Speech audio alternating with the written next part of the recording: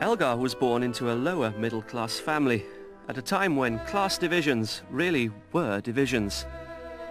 His father worked in the Worcester area as a piano tuner and later owned a music shop in the city with his brother.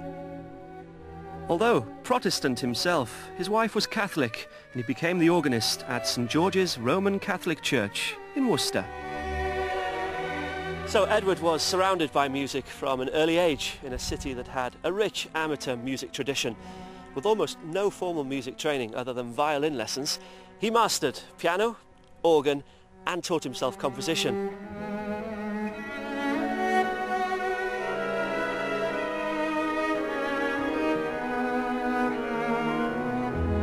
There's a lovely story that as a youngster he was found by the banks of the Severn with pencil and manuscript paper, trying to write down the sounds of the wind and the water lapping the banks.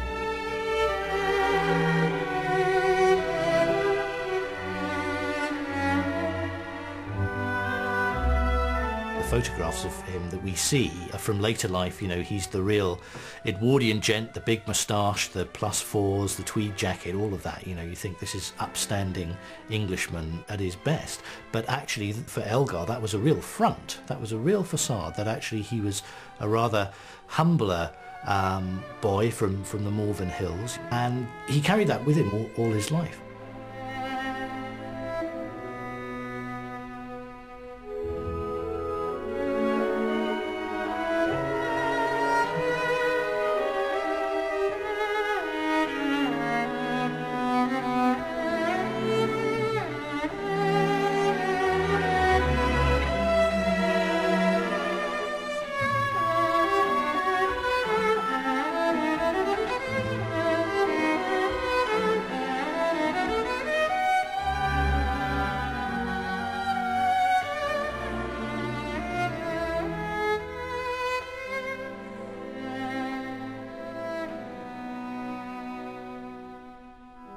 During the 1880s, Edward worked as a piano teacher, and in 1889 he married one of his pupils, Alice Roberts. She came from a distinguished military family, and her parents believed she was marrying beneath her. Soon after the wedding, the couple moved to London in an attempt to further Elgar's career. Well, it didn't work out, and they returned to Malvern penniless. This rejection added to Elgar's sense of being an outsider, a feeling that was to haunt him throughout his life. But as the 19th century drew to a close, things began to improve, and in 1899, Elgar's Enigma Variations were premiered at the Queen's Hall in London. The piece was an instant success and propelled him to national prominence. You don't have to be an expert to figure out why when you hear wonderful music like this.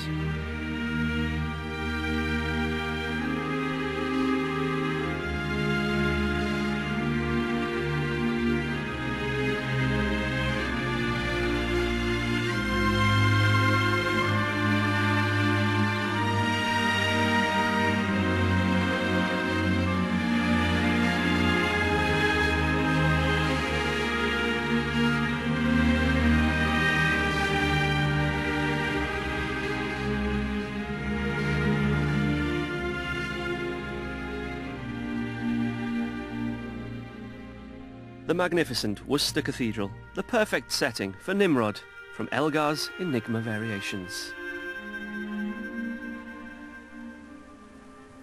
More great music was to follow, including the Dream of Gerontius, 2 symphonies, and the ever-popular Pomp and Circumstance marches. In 1904, Elgar received a knighthood, not bad for a piano tuner's son from the sticks. But even with this great success, as he entered his 60s, he was tired and despondent. Elgar felt out of step with a world that was rapidly changing around him. He considered the Cello Concerto to be his last major work. It's certainly autumnal, with a dark, melancholy heart, which captured the mood of the world that had changed forever following the First World War. It's also an energetic and radical piece, which was quite a shock to audiences familiar with Elgar's earlier music.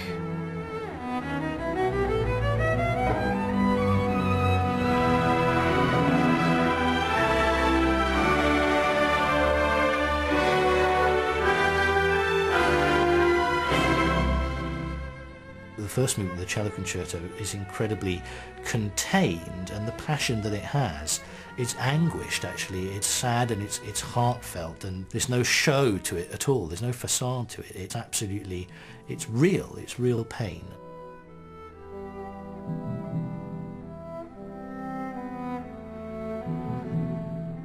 He's very specific about the way he writes his music. Earlier composers like Mozart, Bach, for example, write very little on their music in terms of whether to play it loud or soft, or whether to attack it or to be gentle with it, or play it short or long or whatever. But in Elgar there's a lot of information and it's all there, so if you follow his instructions you can actually get really close to the, you know, to the real thing very quickly.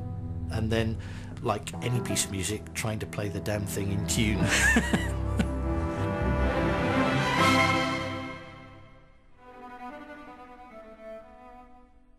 Like most great pieces of music, the Cello Concerto definitely has its challenges. Paul Watkins has been dealing with them for years.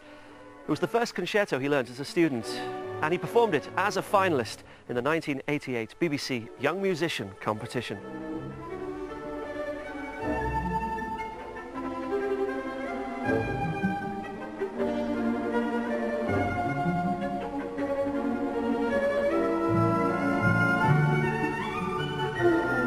I think I've known the piece for getting on for 25 years.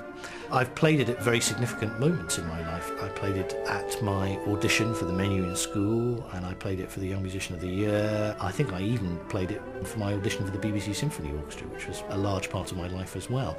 But the thing that you notice about the piece is, well, first of all, it doesn't get any easier. Most pieces don't tend to get any easier, but it's a piece that can reflect your mood incredibly, you know, it depending on how you happen to feel. If you happen to feel fine, then they'll come out very jolly, but if you don't, they can come out actually in a rather sardonic way as well. I think that's the beauty of Elgar, and that's why it's such a great piece.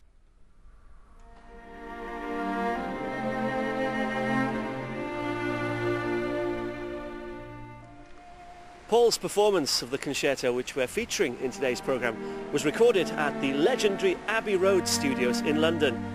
These were opened on the 12th of November 1931 by Sir Edward Elgar himself, and the ceremony included an historic recording of Land of Hope and Glory from Studio One.